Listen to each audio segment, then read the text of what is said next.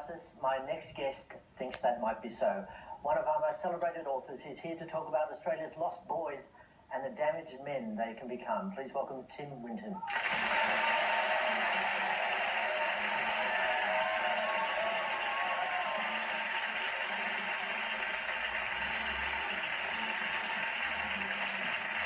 Let's start in a place which is perhaps your favourite place. You're in the surf, on a board, after a half-decent wave.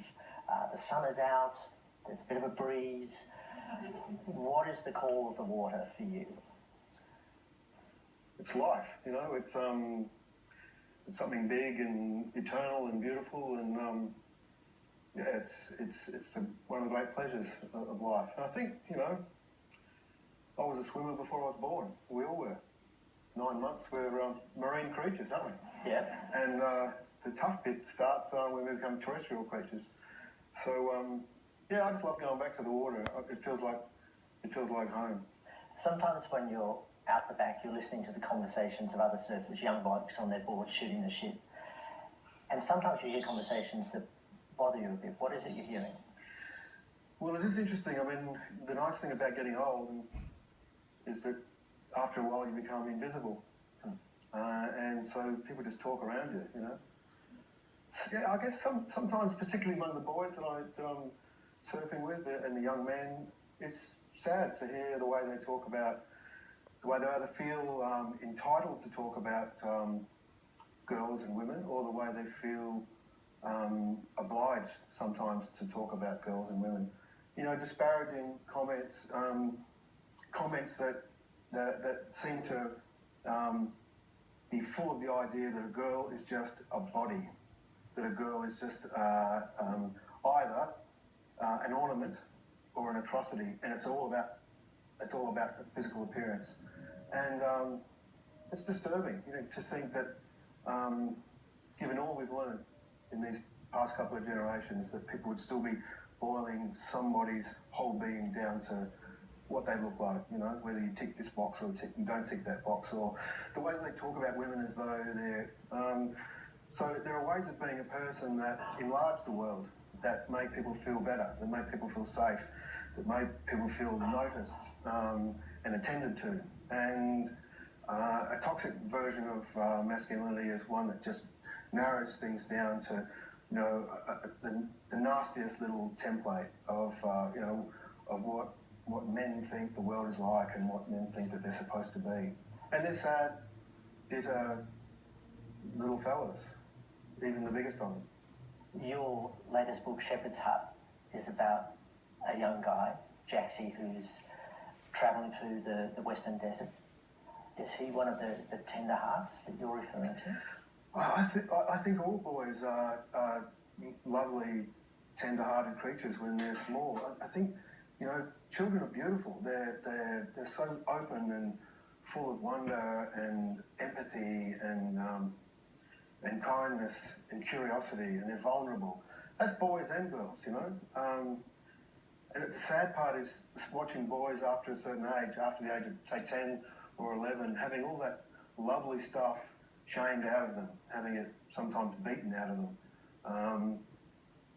Sometimes by their parents, sometimes by the school environment, and a lot of times just by the culture around them. You know, the messages they're getting from entertainment, the messages they're getting from commerce, you know, from business and from politics.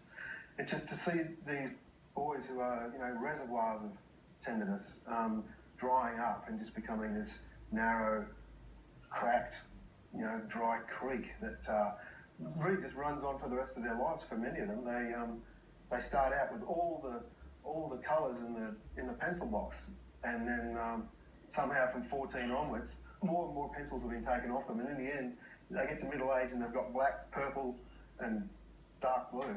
You know, there's your colours. Go and live a life with that. Jaxie, as you've written him, he's not yet an adult, and he's got a lot of anger, he's got a lot of violence in him. How do you know that boy? I've seen those boys. I was a boy myself. I grew up in a country town. I was in those boys' lives, and I watched them sometimes from afar, sometimes close up. And I was always mystified by them, terrified by them, but mystified by them. It's not just country boys, but I just see boys who are impoverished by the kinds of modelling that they've had, the kinds of fathers and uncles and grandfathers that they've had. And their way of being a boy is so narrow, and some things have really been beaten into them and been beaten out of them. And you see these patterns of behaviour being repeated. For someone like Jaxie, his father is a shocking, drunk, and terrible brute. He just lives by the fist. A man who's terrified of introspection or terrified of words, actually. There are no words in Jaxie's family life, it seems.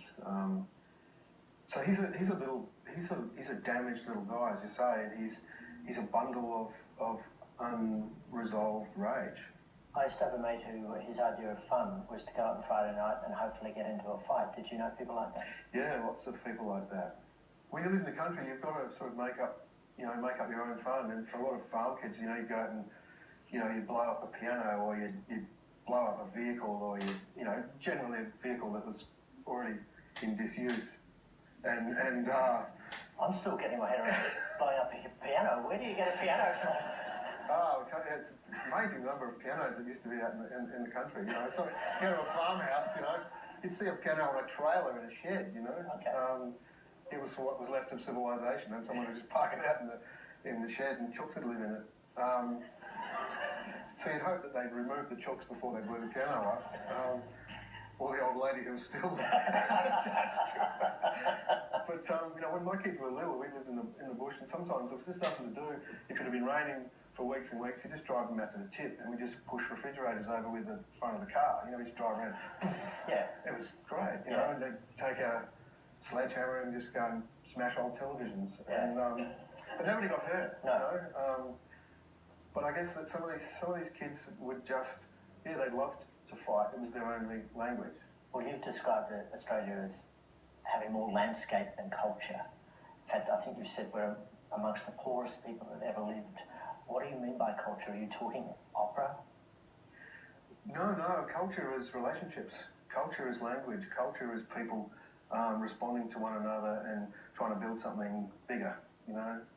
It's closer to knitting than it is to opera. Obviously, opera is a great element of civilization, but so is square dancing, and so is having a book club, and so is just sitting down with someone you haven't seen for a while and say, how you feeling, how you doing, and also so is just going up to someone in the surf when you hear them saying things that are repulsive and unfair and insupportable, just saying, mate, get your hand off it.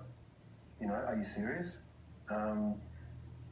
It's being brave enough to stick up for something that's worth sticking up for, and I think that's humanity. There's a huge amount of unexamined privilege that men go about in the world thinking that they've got where they've got just because they're good, and a lot of the time they've got where they've got mostly because they're a bloke. They have an enormous tailwind